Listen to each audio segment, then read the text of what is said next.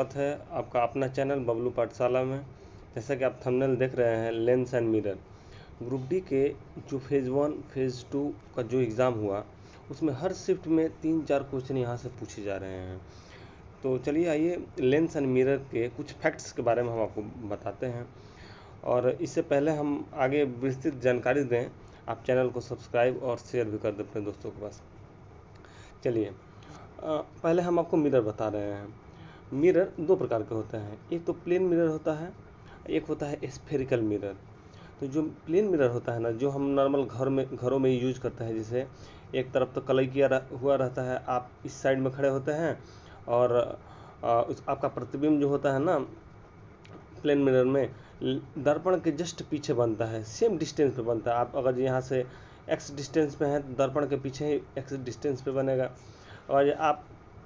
और कैसा प्रतिबिंब बनता है प्लेन मिरर में, सभी यहाँ पे वर्चुअल बनता है, मतलब सीधा बनेगा और वर्चुअल बनेगा। मतलब वर्चुअल का मतलब होता है काल्पनिक बनेगा, इसको हम कहीं भी पर्दा पे नहीं उतार सकते हैं। तो ज़्यादा प्लेन मिरर के बारे में इतना ही। हम नेक्स्ट देखिए स्फेरिकल मिरर, यहीं से क्वेश्चन बनते हैं। स्फेरिकल मिरर का मतलब क्या होता है, जैसे मानते हैं कोई एक गोला है, ठीक है, एक सर्किल है, सर्किल का एक सेंटर होगा, इसका एक रेडियस होता है। आप कहीं से इसको कट कर लें, ठीक है, तो कट करेंगे तो यही ना पार्ट बचेगा। एक साइड से अगर हम इधर इस साइड से कलई कर दें तो इसको हम बोलते हैं अवतल दर्पण, ठीक है। आपको यहाँ से फिर से बता, देखिए ये है अवतल दर्पण। अवतल दर्पण में हम एक साइड से कलई किए हुए हैं, ये आपका ये प्रिंसिपल, ये पी हो गया, प्रिंसिपल एक्सिस हो गया। यहाँ पे आप देखिए ये अवतल दर्पण हुआ, ये पी हो गया, यहाँ पे सेंटर ऑफ कर्वेचर सी हो गया और इसके मिडिल में एफ हो गया। देखिए जब कोई वस्तु को यहाँ पे रखते हैं, यहाँ से जब लाइट गुजरती है यहाँ पे, तो ये मुख्य फोकस से ही यहाँ से क्रॉस करेगी, तो ये एफ हुआ, ठीक है। आपको यहाँ से एक बार बार क्वेश्चन पूछा जा रहा है कि R इजक्वल टू क्या होता है, तो R इजक्वल टू 2F होता है। क्यों? अब एक बार आप ध्यान दीजिए। देखिए कोई सर्किल है, सर्किल का ये सेंटर है, जब सेंटर आप यहाँ पर दे दिए सेंटर ऑफ कर्वेचर, तो यहाँ से यहाँ की डिस्टेंस कितना होगा, R ही ना होगा। और जब ये लाइट जा रही है, तो यहाँ से जब लाइट मिरर से टकराने के बाद वो सीधे फोकस से आएगी, तो फोकस और सेंटर के बीच में ये आधी दूरी पे आएगी, तो इसीलिए R इजक्वल टू 2F यहाँ पे हो गया, ठीक है। इस बात को आप ध्यान रखें। नेक्स्ट देखिए, अगर जो हम इसी मिरर के इस साइड कलई कर दें तो इसको हम बोलते हैं उत्तल दर्पण। इसको क्या बोलेंगे, उत्तल दर्पण। आप नोट कर लें, उत्तल दर्पण। देखिए अवतल दर्पण और उत्तल दर्पण की पहचान हो गई यहाँ से। अब आइए हम अवतल दर्पण के बारे में पढ़ेंगे। सबसे पहले फर्स्ट में क्या पढ़ेंगे, अवतल कॉनकेव मिरर। कॉनकेव मिरर को ही हम कन्वर्जिंग मिरर भी बोलते हैं। कन्वर्जिंग मिरर का मतलब क्या हुआ, जैसे ये अवतल दर्पण हुआ, जब कोई लाइट यहाँ से आती है, जैसे ये प्रिंसिपल एक्सिस हुआ, जब यहाँ से कोई लाइट आ रही है तो अपने तरफ यहाँ से कन्वर्ज कर देता है। इस जैसे यहाँ से लाइट आ रही है, ऐसे मोड़ देगा, ये कन्वर्जिंग है, किसी पॉइंट पे ये कन्वर्ज कर देता है, तो इसलिए इसको अभिसारित दर्पण भी बोलते हैं। अब देखिए, अब इसका कहाँ कहाँ उपयोग करते हैं अवतल दर्पण का। इसका उपयोग करते हैं जैसे गाड़ी की हेडलाइट में। क्योंकि जब गाड़ी की हेडलाइट में यूज करते हैं इसलिए क्योंकि जब लाइट को ये एक चारों तरफ, मतलब एक पॉइंट पे इसको कन्वर्ज कर देता है ताकि वस्तु क्लियर दिखाई दे सके। दूसरा उपयोग इसका होता है TNT, डॉक्टर यूज करते हैं। डॉक्टर क्या करता है, दांत, आँख, नाक, कान जब देखना होता है ना, तो अपने सर पे एक दर्पण बांध लेते हैं, वही अवतल दर्पण होता है, ताकि लाइट जब आए और वहाँ से जब लाइट जाए ना, तो वो कन्वर्ज करके सीधे आपके दांत, नाक, आँख, कान पे मैंने क्लियरिटी के साथ वो देख सके। अब नेक्स्ट आइए, नेक्स्ट क्या है कि अब आपको ये बता दें कि F इजकल टू R/2, ये हमेशा मतलब हर शिफ्ट में एक ना एक क्वेश्चन ये पूछ ही रहा है कि F इजकल टू क्या होता है, तो R/2, या आपसे ये भी पूछ दे कि R इजकल टू क्या होता है, तो 2F होता है, यानी, ठीक है। अब नेक्स्ट क्वेश्चन पे आ जाइए। अब आपसे कुछ अब ये क्वेश्चन पूछ रहा है कि जैसे अवतल दर्पण है, तो अवतल दर्पण में वस्तु कहाँ कहाँ रखे कि प्रतिबिंब कहाँ कहाँ बने। देखिए हम आप अवतल दर्पण पता है, ये प्रिंसिपल एक्सिस हो गया, ये आपका सी हो गया, ये आपका इनफाइनाइट हो गया, ये आपका एफ हो गया। अब देखिए अगर जो हम वस्तु इनफाइनाइट पे रखते हैं तो ये प्रतिबिंब कहाँ बनेगा, फोकस पे बनेगा और उल्टा बनेगा। अवतल दर्पण में अगर हम इनफाइनाइट पे वस्तु रख रहे हैं तो यहाँ से क्रॉस करेगी और यहाँ से ऐसे वस्तु आएगी, तो यहाँ पे फोकस पे प्रतिबिंब बनेगा। और जो वस्तु हम एक पे, देखिए कैसे कैसे दर्शाया गया है कि अगर जो वस्तु हम एक पे रख रहे हैं, यहाँ पे 1 जो लिखा हुआ है, तो अगर वस्तु 1 पे रख रहे हैं तो प्रतिबिंब कहाँ बनेगा, फोकस पे, वस्तु से छोटा बनेगा और उल्टा बनेगा, इन्वर्टेड बनेगा और रियल बनेगा। देखिए जितना भी प्रतिबिंब अगर इन्वर्टेड बन रहा है, उल्टा बन रहा है, वो हमेशा रियल वास्तविक होता है। इसको हम वास्तविक कहने का अर्थ है कि इसको हम चाहें तो पर्दा पर इसको बनाया जा सकता है, ठीक है। अब देखिए अगर हम इनफाइनाइट पे वस्तु रख रहे हैं तो इसका इमेज कहाँ पे बना है, मुख्य फोकस पे बना है। अगर इनफाइनाइट और सी के बीच में, सेंटर ऑफ कर्वेचर के बीच में वस्तु यहाँ पे रख दें तो इसका प्रतिबिंब सी और एफ के बीच में बनेगा, वस्तु से छोटा बनेगा। जो F2 ये प्रतिबिंब बना हुआ है, ये दर्शाया गया है, ये वस्तु से छोटा है। अगर जो हम वस्तु सी पे रख दें, देखिए ये इम्पोर्टेंट क्वेश्चन है कि अगर जो हम वस्तु को सी पे रख दें, तो देखिए अगर हम वस्तु को सी पे रख रहे हैं, ये सी है, तो वस्तु को ये जो सी पे रख रहे हैं तो वो प्रतिबिंब जो होगा वो सी पे ही बनेगा, उल्टा बनेगा और बराबर बनेगा। जब वस्तु को हम 3 पे रख रहे हैं तो इसका वस्तु को बराबर बनेगा और उल्टा बनेगा प्रतिबिंब। जब सी और एफ के बीच में रख रहे हैं, सी और एफ के बीच में जब रखेंगे तो इसका प्रतिबिंब सी और इनफाइनाइट के बीच में, ये 4 नंबर में जो प्रतिबिंब बना है ना, यहाँ पे बनेगा और वस्तु से बड़ा बनेगा। जब हम एफ पे प्रतिबिंब को यहाँ पे 5 नंबर पे रखेंगे तो ये इसका प्रतिबिंब इनफाइनाइट पे बनेगा, वस्तु से बड़ा बनेगा और उल्टा बनेगा। जब हम वस्तु को पी और एफ के बीच में रखें, जब हम वस्तु को एफ और पी के बीच में रखें, तब जब वस्तु को यहाँ पे एफ और यहाँ पे पी है, तो एफ और पी के बीच में रख रहे हैं तो इसका प्रतिबिंब दर्पण के पीछे और वस्तु से थोड़ा बड़ा बनेगा, ठीक है, और सीधा बनेगा। मतलब अवतल दर्पण में एकमात्र ऐसा प्रतिबिंब है जब हम आप पी और एफ के बीच में रख रहे हैं तो इसका प्रतिबिंब सीधा और वस्तु से थोड़ा बड़ा बन रहा है। इसीलिए इसका उपयोग जो होता है, हम जब दाढ़ी बनाते हैं तो दाढ़ी बनाने में इसका उपयोग किया जाता है। वहाँ पर अवतल दर्पण, जो हम कहीं किसी सैलून में दाढ़ी बनवाने जाते हैं तो जो वहाँ पे मिरर होता है वो अवतल दर्पण होता है। क्यों? क्योंकि जो दाढ़ी होता है वो थोड़ा सा बड़ा दिखे, ठीक है। अब नेक्स्ट क्वेश्चन आइए, इसका उपयोग देखिए, कॉनकेव मिरर का उपयोग कहाँ कहाँ होता है। तो देखिए एक और बता रहे हैं, कॉनकेव जो ये अवतल दर्पण है, इसका प्रतिबिंब जो है सीधा कब बना है, जब वस्तु पी और एफ के बीच में रखे हैं तो यहाँ पे दर्पण से पीछे और सीधा बना है। इसलिए एक बस मात्र अवतल दर्पण में एक ही कंडीशन है जब ये प्रतिबिंब सीधा बन रहा है। बाकी सारे कंडीशन में, बाकी 5 जगह जो कंडीशन है, 5 कंडीशन पे ये वस्तु उल्टी बन रही है और कुछ कंडीशन में वस्तु छोटी बन रही है और कुछ बड़ी बन रही है। ये आप बिल्कुल अब एक बार ध्यान से पढ़ लें। अब देखिए इसका उपयोग कहाँ कहाँ करते हैं, इसका यूज कहाँ कहाँ है। यूज है सेविंग मिरर के रूप में, जो दाढ़ी बनाते हैं, दाढ़ी बनाने वाले जो मिरर होता है उसका रूप में इसका उपयोग करते हैं। जो दांत के जो डॉक्टर होते हैं, आपको बताया ही है कि जो दांत के डॉक्टर होते हैं, दांत देखने के लिए इसका उपयोग किया जाता है। हेडलाइट या टॉर्च लाइट में भी इसका उपयोग किया जाता है, ठीक है। उसके बाद आपका हेडलाइट, सोलर कुकर में भी इसका उपयोग किया जाता है, ताकि देखिए सोलर कुकर में इसलिए उपयोग किया जाता है ताकि कोई भी लाइट आए और ये एक पॉइंट पे कन्वर्ज कर दे, ठीक है, एक पॉइंट पे कन्वर्ज कर देगा, ठीक है। अब नेक्स्ट क्वेश्चन आइए, अब नेक्स्ट आइए कॉन्वेक्स लेंस, उत्तल दर्पण। देखिए उत्तल दर्पण में क्या होता है कि जब आप उत्तल दर्पण को ऐसे देखें, अब जब हम बाहर से ऐसे कलई कर दें, इसको हम बोल देते हैं अवतल दर्पण। लेकिन जब हम इसी दर्पण को जब अंदर से ऐसे कलई करें तब इसको हम बोलेंगे उत्तल दर्पण, इसको बोलेंगे उत्तल दर्पण। अब देखिए ये प्रिंसिपल एक्सिस हुआ, इसका फोकस यहाँ पे होगा ना। देखिए कैसे, जैसे अब यहाँ पे प्रतिबिंब, आप जैसे लाइट यहाँ से गुजार रहे हैं, यह अवतल दर्पण में कैसे होगा, जब आप जब यहाँ से लाइट जा रही है तो यहाँ से लाइट नॉर्मल से, ये देखिए ये हुआ नॉर्मल, नॉर्मल से जब इंसिडेंट रे ऐसे आएगी तो इंसिडेंट रे नॉर्मल के दूसरी साइड से जाएगी, तो यानी लाइट को डिफ्लेक्ट कर देता है, समझे। तो इसीलिए इसको हम डाइवर्जिंग यानी अभिसारी दर्पण भी बोलते हैं। ये क्वेश्चन पूछा भी हुआ है कि अपसारी दर्पण किसको बोलते हैं, तो अपसारी दर्पण अवतल दर्पण को उत्तल दर्पण को बोलते हैं अपसारी दर्पण।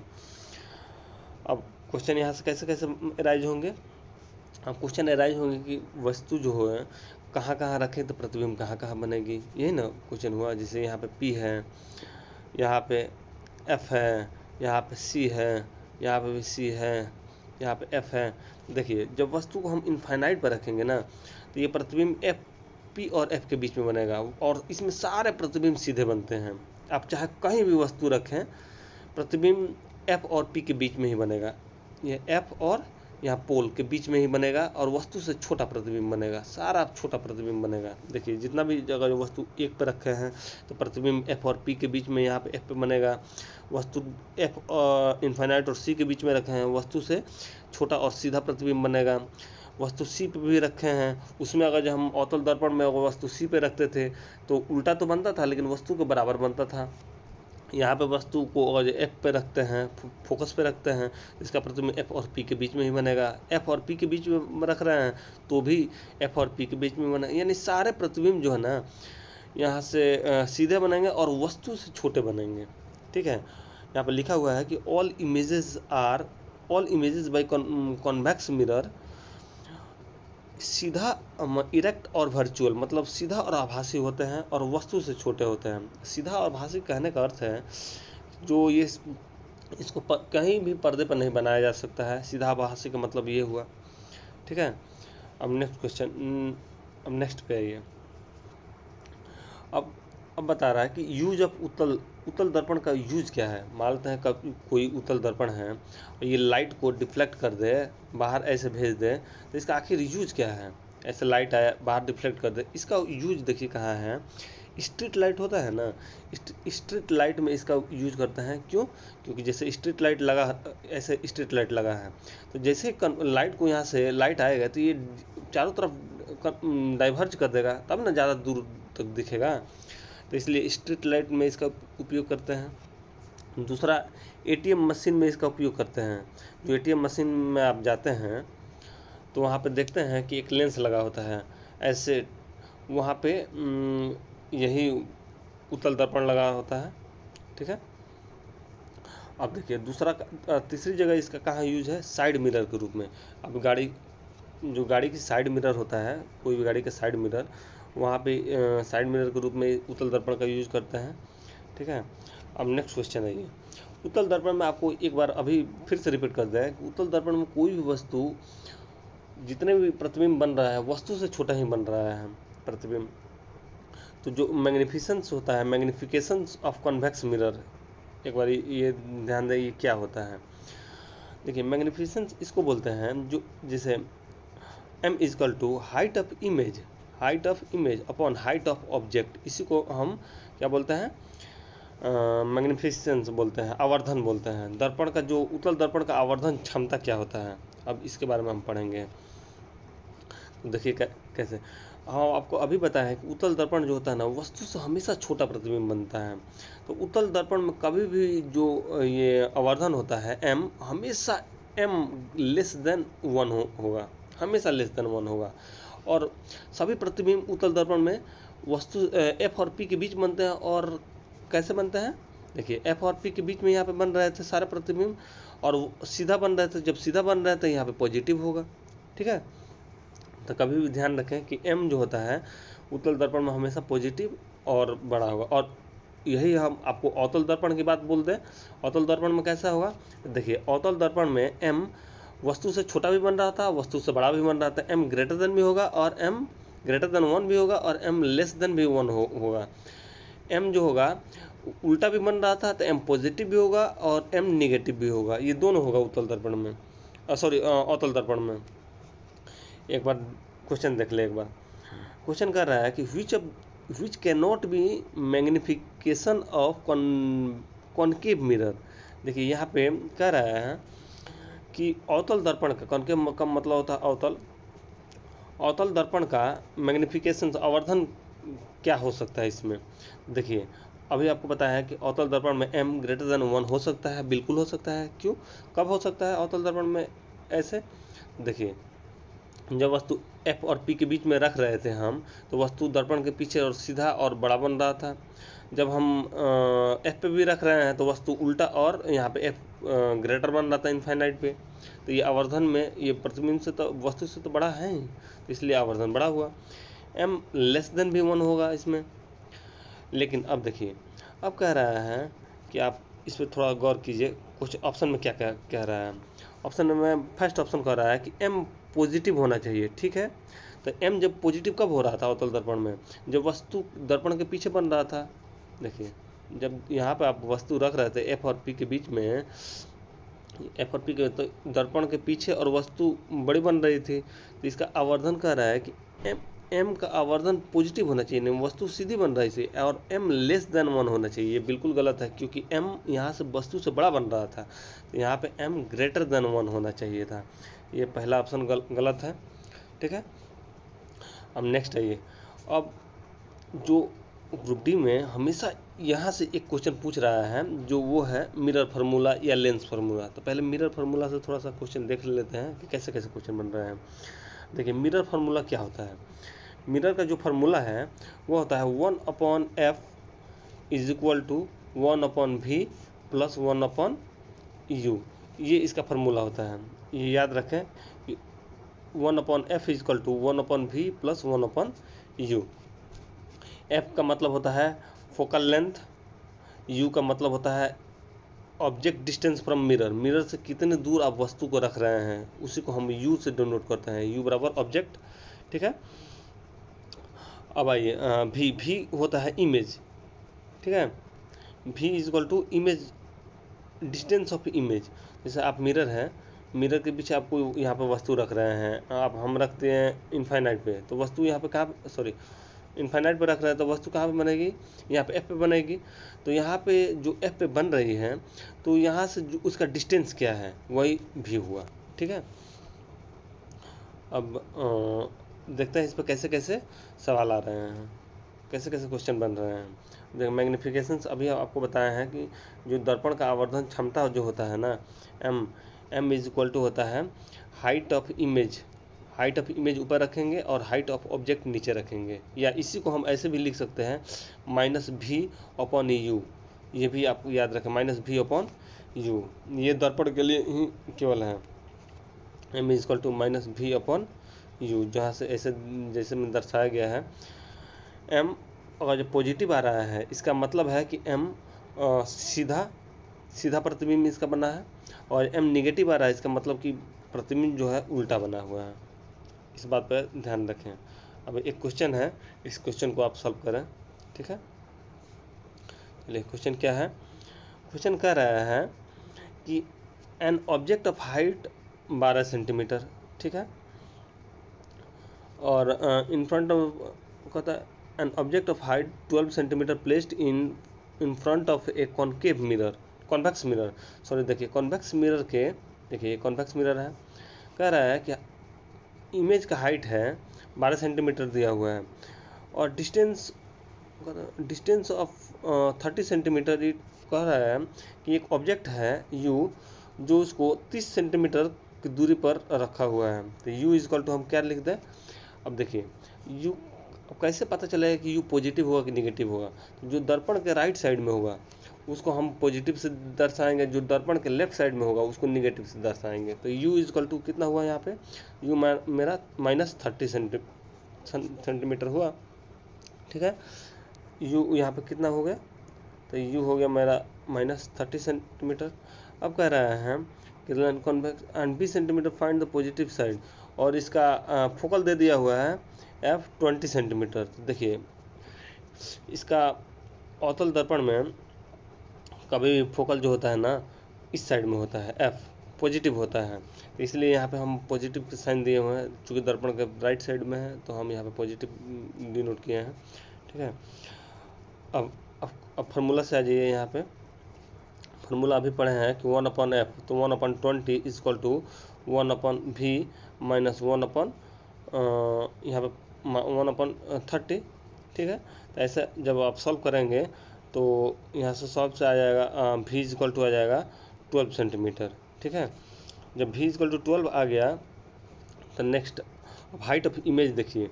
तो मैग्नीफिकेंस अभी आपको m पढ़ाए हैं कि m इज इक्वल टू क्या होता है -v/u। तो -v तो दिया हुआ है, -v हम निकाले ही हैं कि -v यहाँ पे कितना हुआ था 12। तो सॉरी यहाँ पे कट कर दे इसको, -12 अपॉन यहाँ पे कितना हुआ -30। तो ऐसे कट करेंगे तो कितना माइनस से माइनस किया, तो इसको कट करेंगे तो कितना हो गया 2/5। ये 2/5 मैग्नीफिकेंस निकला। अब कह रहा है कि हाइट ऑफ इमेज 12 सेंटीमीटर है, तो 12 के 2/5 ऐसे कर दें, कट कर दें, तो 5 दूनी 10 और 5 जो के 20 कितना आ गया, यानी जो नेचर ऑफ इमेज होगा यानी 4.8 सेंटीमीटर का ये बनेगा, ठीक है। ऐसे आपको सॉल्व कर लेना है। नेक्स्ट क्वेश्चन पे नेक्स्ट पे आइए। अब नेक्स्ट कह रहा है कि कॉन्केव लेंस। अब देखिए लेंस में बिल्कुल उल्टा हो जाता है। लेंस में क्या होता है कि जो आप वहाँ पे आप जो कॉन्वेक्स लेंस जो पढ़े हैं, जो सॉरी कॉन्वेक्स जो मिरर पढ़े हैं, वही यहाँ पे कॉन्केव लेंस के बारे में बताएगा, ठीक है। चलिए आज वीडियो को इतना ही रखते हैं क्योंकि वीडियो लंबा हो जाएगा और हम नहीं चाहते कि ज़्यादा वीडियो लंबा हो। नेक्स्ट क्लास में हम लेंस के बारे में पढ़ेंगे, ठीक है। थैंक यू, धन्यवाद।